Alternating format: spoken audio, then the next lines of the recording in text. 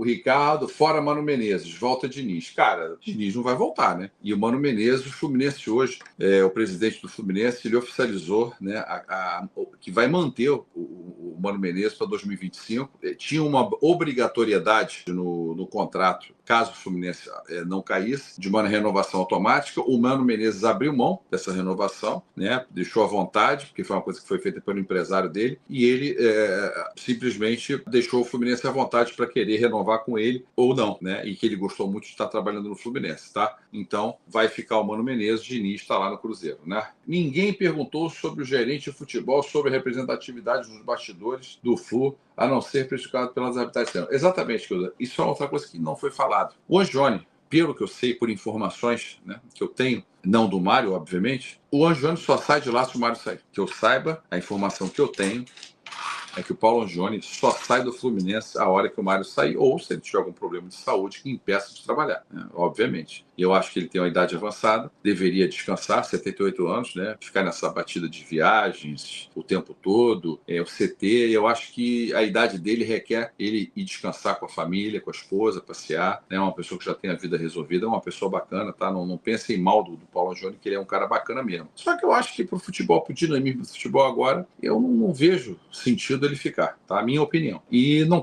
se fala em vice-presidente de futebol, não se fala em gerente e um diretor de futebol, um gerente de futebol, não há esse tema. Boa noite, meu amigo. Nada de desculpas ao torcedor. Infelizmente, a soberba...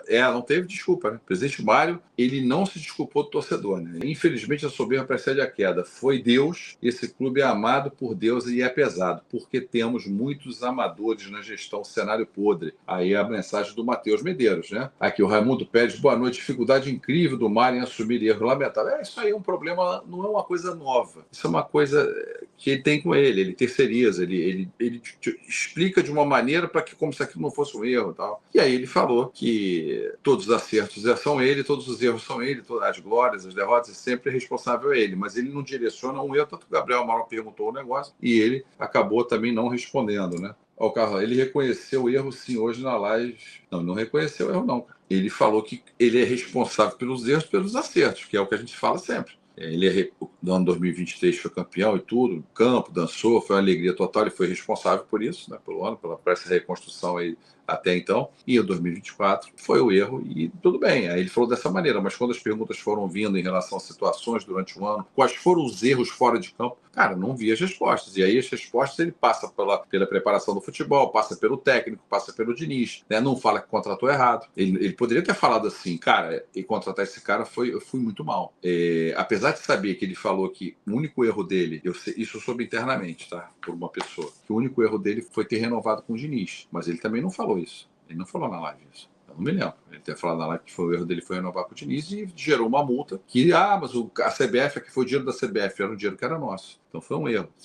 Mas não acho que seja só esse erro. Mas, enfim, ele tem essa dificuldade, né, para assumir erros, né? O JC Vilela, você não acha que o 2024 vai continuar em 2025 pela arrogância que ele demonstra na entrevista, soberba, arrogância? Vamos ver pelas atitudes dele, vamos ver os atos dele, a movimentação dele.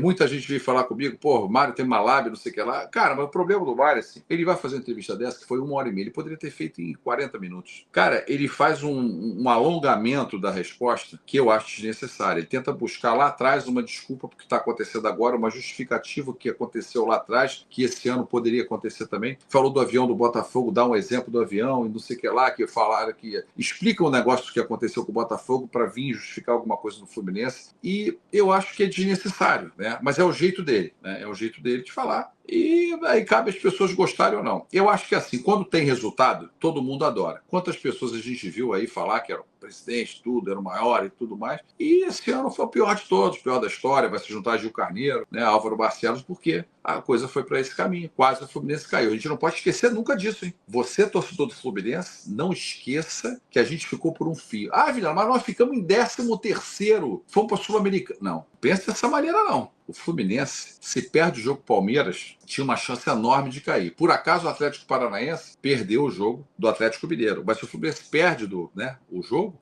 teríamos nos mantido, mas se empata o jogo no estádio do Atlético. A gente ficou vulnerável o tempo todo. Eu passando mal, um mal-estar em São Paulo. Um mal-estar descomunal. Então, o torcedor sofreu muito. Então, não pode esquecer disso não, gente. Não dá para o torcedor do Fluminense esquecer dessa bagrada toda que foi esse ano. Foi muita bagrada. Inclusive na Recopa. Eu fui para Quito. É uma viagem desgastante para Quito. Vocês não pensam que é uma coisa tranquila, não. Uma viagem cansativa, desgastante. Tem um pouquinho de altitude, a gente sente um pouquinho. Nada do outro mundo, mas lá sente um pouquinho. Um jogo que poderia ter sido 4-0 fácil. O Fluminense, por sorte, perdeu de 1-0 com gol aos 50 minutos do segundo tempo. Quem viu o jogo sabe o que eu estou falando. E aí aqui conseguimos, num esforço hercúleo, conseguimos ganhar de 2-0, um gol de pênalti do Arias e tal. E ganhamos, tá? Então, foi o que teve de coisa boa esse ano. Foi o jogo da LDU que a gente foi campeão. Fora isso, foi um ano de merda. Um ano de merda, total. Mesmo os jogos fora da Libertadores, eu venho falando, foram jogos ruins que a gente poderia ter perdido, merecia ter perdido todos. Então, não dá para ficar tranquilo, não. E eu acho que pode,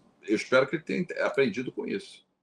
E a SAF, não aconteceu nada, não se falou nada. A SAF não se falou nada. Falou que todo mundo achando que ia acontecer isso, que ia falar, que ia apresentar a SAF e tal. Qual é o resumo da história da SAF? BTG, contratado para arrumar investidor, não vai botar um centavo. Não tem investidor. Ainda não tem o formato de SAF, até porque não tem investidor. Na hora que tiver, vai levar para o conselho, vai falar no conselho e vai expor para o torcedor do Fluminense. Segundo o presidente Mário, vai expor para o torcedor do Fluminense como é que é a SAF, vai ser assim, vai ser assado, toda a formatação da SAF. É o que ele fala, que vai fazer assim que tiver, e vai botar para o sócio votar. E aí o sócio decide se quer SAF ou não quer SAF. Essa foi a fala do presidente Mário Bittencourt, logo no começo da live, que teve o Lauro Jardim fez aí uma mensagem falando uma série de coisas, que o BTG não ia botar dinheiro, que não ia ser aquele negócio de CEO e tudo mais. Ele falou que não tem essa história de CEO, né? Que ele, assim, não tem nenhuma obrigatoriedade, segundo ele, em fazer a SAF se ele for CEO, que isso não existe, que são empresas sérias e que não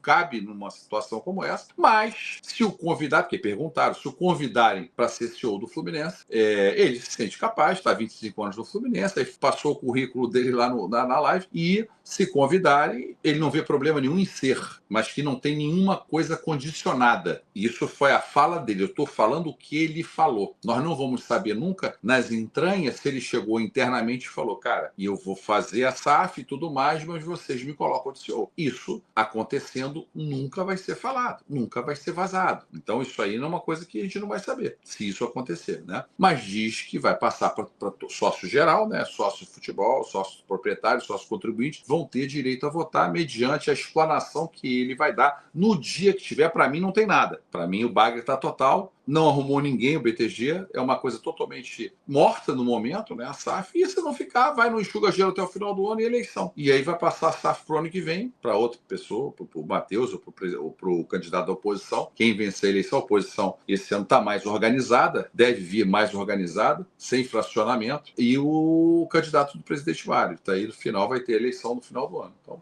precisamos de um gestor e não um torcedor à frente do clube. Exatamente. E aí ele fica como presidente, enquanto o mandato dele tiver, e bota um gestor. No caso desse formato, né, o Leandro? Tá? Aí mantém ele como presidente, né, até o final do ano, e vai ter eleição em novembro. E botaria um diretor de futebol, um vice-presidente de futebol, para ficar à frente do futebol do Fluminense e prestar conta a ele, né? Seria essa a ideia. O David Gomes mandou 5 reais. Boa noite, Vilela. SAF é a cartada final do Mário. Será só no final do mandato para ele ser o CEO e não sair do Flu. Fiquemos de olho, vigilantes e acompanhando tudo isso de perto. O sócio do Fluminense, quem tem mais poder, lembre-se disso, é aprovar, se sentir confiança no que vai ser ofertado ao Fluminense. Se não sentir confiança, é fazer o bloco e votar contra. E aí faz a eleição em novembro. Situação contra a oposição. Simples assim. Não tem outro papo. Ele mesmo falou no vídeo. Se o pessoal gostar, se o torcedor gostar, aprova. Se não achar bom, não aprova. Então vamos ficar atentos a isso, tá? Aqui o Augusto Matos, colocaram o Renato Augusto e Gabriel Pires para jogar no Campeonato Carioca. Não, isso daí não tem que jogar mais, cara. Eu falei, o Renato Augusto, o cara ganha 600 mil, tem mais um ano de contrato. Mais a tributação, né? Mais os impostos. Quer dizer, e é um jogador que não vai produzir. E você tem um pote de geleia desse no armário, você uma hora vai usar. Se o Renato Augusto conseguir fazer um brilho em alguma partida, vai ser muito difícil. É um valor muito alto, custoso, para um jogador que não tem a capacidade para ajudar o time do Fluminense. Então é uma coisa que eu acho que o presidente deveria ver isso e tentar negociar alguma coisa. Eu acho que é um cara, tenta acabar a carreira em outro lugar, né? Tenta acabar a carreira em outro lugar, não precisa acabar a carreira no Fluminense, né? Não tem sentido isso, né? Manter o Renato Augusto ser um tapa na cara do torcedor. É o que eu já falei, né? E eu acho que tinha que botar ele para fora, mesmo negociando uma saída, pagando parte, para ele botar e tentar botar ele em outro clube. Eu acho desnecessário ficar com o Renato Augusto aqui. Se ele servir para o Fluminense, vai servir num jogo pontual, entendeu? Outra coisa, o presidente Mário, numa das falas, ele, quando perguntam para ele sobre a saída de jogadores, né, a saída de jogadores do Fluminense, os únicos que ele falou foi o Felipe Melo e o Diogo Barbosa. Ele simplesmente explicou que o Felipe Melo está saindo e tudo, que talvez dê um cargo, ofereça ele um cargo dentro do Fluminense, dentro do staff do Fluminense, quando voltar de férias, vai ver, vai conversar, pode ser que sim, pode ser que não, pode ser que ele queira jogar mais um ano em algum outro clube, então não tem nada definido, mas o presidente demonstrou um interesse em fazer um oferecimento de um cargo para ele no staff do Fluminense. Então sabemos ainda como é que vai ser. E o Diogo Barbosa recebeu uma proposta do Fortaleza, que parece que uma ótima proposta, e vai seguir rumo ao Fortaleza. Fora esses jogadores, ele não respondeu sobre ninguém. Não respondeu sobre ninguém. Ele simplesmente falou que só depois de concluir as negociações, seja uma saída de pessoal de Renato Augusto, não falou nada, não respondeu sobre ninguém. A gente tem que ter muito cuidado. Uma coisa que você, torcedor do Fluminense, tem que ter muito cuidado agora é que todo mundo, isso aí eu não estou direcionado a ninguém do Fluminense, mas todo mundo fica buscando informação. Meus queridos amigos, que são youtubers do Fluminense também, fica nessa fissura. Aí fala com um, fala com outro, tenta vir para cá, e tem o jornalismo, tem o Marcelo, que é um querido também do GE, Marcelo Neves, né?